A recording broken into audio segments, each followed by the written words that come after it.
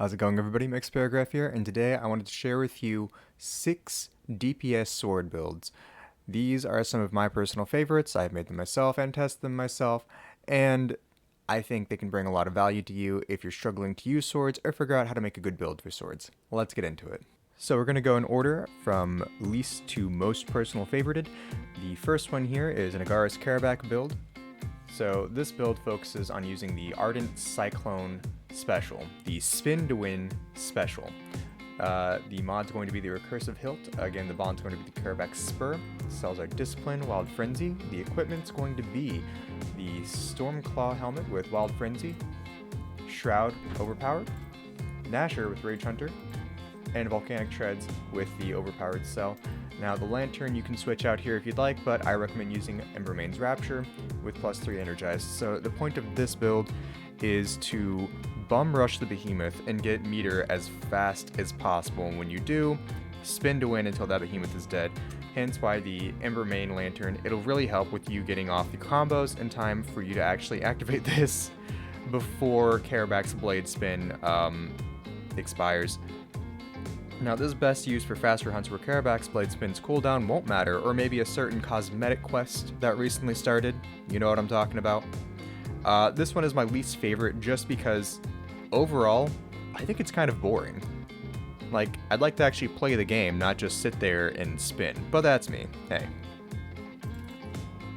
Next one is going to be, that's the wrong build. Next one's going to be a Rezakiri Sword build. This is going to use Avenging Overdrive and Recursive Hilt with Wild Frenzy and Energized. Shroud Helmet Discipline. Shroud Chest Discipline. Torg Gauntlets Overpower. And Threax Boots. Oh, that's not upgraded all the way. With Berserker. Sorry, this new patch has got me kind of crazy. I got +5 in my stuff. It's wild. Lantern is Drask's Eye with Energized. So, with this build, for the next few builds, actually, your mod and special are interchangeable entirely between Valiant and Avenging Overdrive, and Recursive Hilt and Dynamic Blade Core. The reason being is because I've tested all the combinations of those and the DPS difference is pretty minimal, so just use what you want. Personally though, I really love Recursive Hilt and Avenging Overdrive on this build, so that's what I stuck with. Now, you'll notice that this isn't a DPS build per se. It's not a flawless build that uses Predator, but that's because I've really just used this build to fight Umbral, and I will never not directly run into Shroud's goo. It's a universal law, I think. Next build is going to be a Threax Riftstalker build. So you're going to use Valiant Overdrive, Recursive Hilt, Discipline, Wild Frenzy, again the Riftstalker Bond, Shroud Head with Overpowered, Shroud Chest with Overpowered, Malkarian with Berserker, and the Koshai Legs with Energized. The Lantern's going to be Drask's Eye with Energized as well. So, Threax weapons are insanely fun, but this sword wasn't the highest performing. In fact, most Threax weapons that aren't Hammer or Aether Strikers or Axe don't perform that well to begin with. Regardless, this is a solid build if you decide to use it. Mod and specialty choices are because the Threax legendary weapon is just insanely fun and mobile. Like, you get that nice little slam and everything and you teleport, so why not? Let's just make as much mobility as possible happen here. Fun and overall well-performing build. Number 4 on the list is the Malkarian Stormclaw build that I have going on here. Again, Malkarian weapon with the Stormclaw Bond. You're going to use Valiant Overdrive, Recursive Hilt, Wild Frenzy, and Discipline. Head is Stormclaw with Berserker. Body is Shroud with Rage. Malkarian Gloves with Wild Frenzy, and Koshai Legs with Conduit. You're going to use Drask's Eye with Conduit as well. So this one's a little different. You actually shouldn't use anything other than Valiant and Recursive Hilt. This is because this build is purely based around maintaining your overdrive for as long as possible through the use of Valor combos and attack speed. With tonics, you're pretty much guaranteed to stay in that for the entirety of the hunt. This is a pretty fun and overall well-performing build. Like, I'm not gonna lie, the only reason that this made it above the Threax sword is because it's just that dang fun. I recommend giving it a try. Alright, number 5, we have a Torg Hellion build. So Torg's weapon with a Hellion bond. You're going to use Recursive Hilt and Avenging Overdrive, Wild Frenzy, Shroud Helmet, Discipline, Shroud Torso with Overpower, Malkarian's Gloves with Berserker, Koshai's Legs with Energized, and surprise, surprise, Drask's Eye with Energized. The main point of this build is pretty straightforward. You know, there's nothing much to say here. It's a pretty standard, low life, flawless build.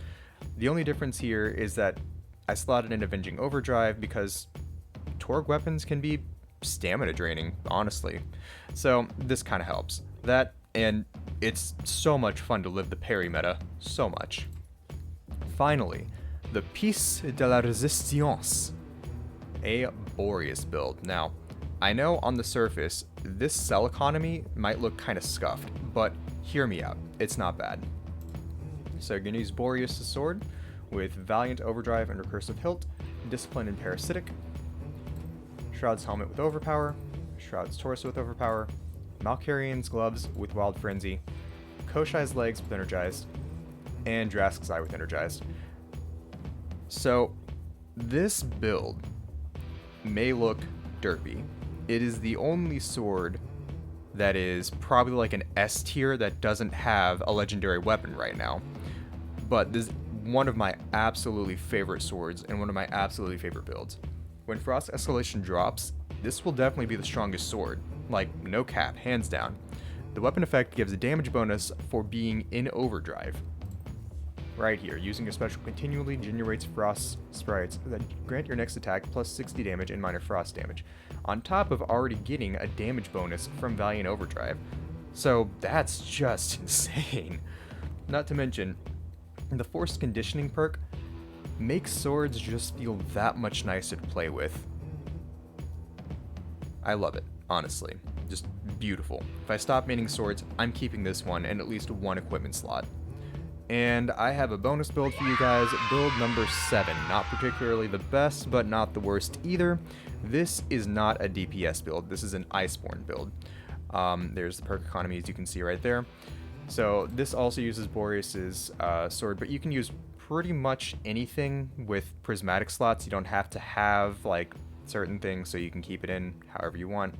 But yeah, this basically just swaps out Malkarian's Gloves for Nashor Grips and Rage Hunter, and the Koshai Legs for Boreas Legs and Wild Frenzy. Iceborne build because we like Iceborne, and I know someone out there watching is not going to want to use a flawless build, and honestly, that's fine. Dauntless is easy. It's scuffed. That's going to do it for this video. If you have any questions about these builds, about the new sword meta since the weapon rework, or about 1.5 in general, about patch 1.5 in general, please feel free to come to my stream and ask me at twitch.tv/MexiParagraph. Alright guys, happy hunting. See you later.